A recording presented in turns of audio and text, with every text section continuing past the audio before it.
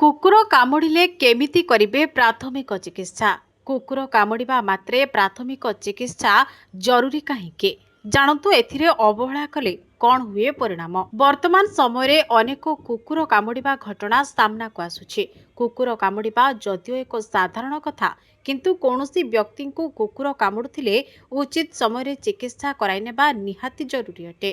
ନଚେତ୍ ଆଗକୁ ଏହା ବ୍ୟକ୍ତିଙ୍କ ଜୀବନ ପ୍ରତି ବିପଦ। ତେବେ ଚାଲନ୍ତୁ ଜାଣିବା କୁକୁର କାମୁଡ଼ିଲେ ଶୀଘ୍ର ଚିକିତ୍ସା କରିବା କାହିଁକି ଜରୁରୀ ଏବଂ ପ୍ରାଥମିକ ଚିକିତ୍ସା କେମିତି କରିବେ।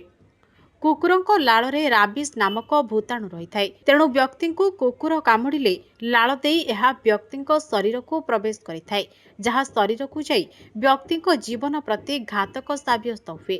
କାରଣ ଏହି ଭୂତାଣୁ ଥରେ ପ୍ରତିକ୍ରିୟାଶୀଳ ହେଲେ ଏଥିପାଇଁ କୌଣସି ସ୍ୱତନ୍ତ୍ର ଚିକିତ୍ସା ନାହିଁ। ତେଣୁ ବ୍ୟକ୍ତିଙ୍କ ମୃତ୍ୟୁ ସୁନିଶ୍ଚିତ ହୋଇଥାଏ।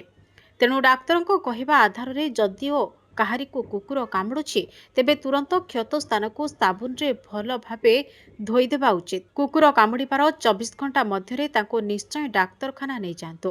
ସେଠାରେ ଡାକ୍ତର ତାଙ୍କୁ ଆଣ୍ଟି ରାବିସ୍ ଭ୍ୟାକ୍ସିନ୍ ଦେଇଥାନ୍ତି। ବ୍ୟକ୍ତିଙ୍କୁ କୁକୁର କାମୁଡ଼ୁଥିବା ଦିନ, ଏହାର ତୃତୀୟ ଦିନ, ସପ୍ତମ ଦିନ, 14 ଦିନ ଏବଂ ଆବଶ୍ୟକ ସ୍ଥଳେ 28 ଦିନ ମଧ୍ୟ ତାଙ୍କୁ ଇଞ୍ଜେକ୍ସନ ନେବାକୁ ହୋଇଥାଏ। ଫଳରେ କୁକୁର କାମୁଡ଼ୁଥିବା ବ୍ୟକ୍ତିଙ୍କ ଜୀବନ ବିପଦମୁକ୍ତ ହୋଇଥାଏ।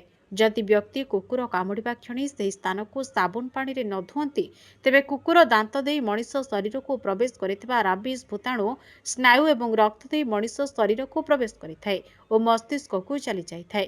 ରାବିସ୍ ଭୂତାଣୁ ଥରେ ମଣିଷର ମସ୍ତିଷ୍କରେ ପ୍ରବେଶ କଲେ ରାବିସ୍ ଇନଫେକ୍ସନର ଲକ୍ଷଣ ଦେଖାଯିବା ଆରମ୍ଭ ହୋଇଥାଏ। ଫଳରେ ଉକ୍ତ ବ୍ୟକ୍ତି ଜଳାନ୍ତକ ଭଳି ମାରାତ୍ମକ ରୋଗର ଶିକାର ହୋଇଥାନ୍ତି। ଜଳାନ୍ତକ ରୋଗୀ ପାଣି ଦେଖିବା ମାତ୍ରେ ଆତଙ୍କିତ ହୋଇଥାନ୍ତି।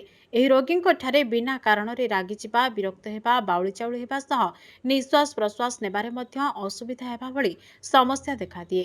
ଆଉ ଚିନ୍ତାର ବିଷୟ ହେଲା, ଏହି ରୋଗର କୌଣସି ସଫଳ ଚିକିତ୍ସା ନାହିଁ, ଯେଉଁଥିପାଇଁ ଅଳ୍ପ ଦିନ ମଧ୍ୟରେ ବ୍ୟକ୍ତିଙ୍କ ମୃତ୍ୟୁ ହୋଇଯାଇଥାଏ। ସେଥିପାଇଁ କୁକୁର କାମୁଡ଼ୁଥିବା ବ୍ୟକ୍ତିଙ୍କ କ୍ଷତ ସ୍ଥାନକୁ ସାବୁନ ପାଣିରେ ଧୋଇବା ସହ 24 ଘଣ୍ଟା ମଧ୍ୟରେ ଆଣ୍ଟି ରାବିସ୍ ଇଞ୍ଜେକ୍ସନ ନେବା ନିହାତି ଜରୁରୀ।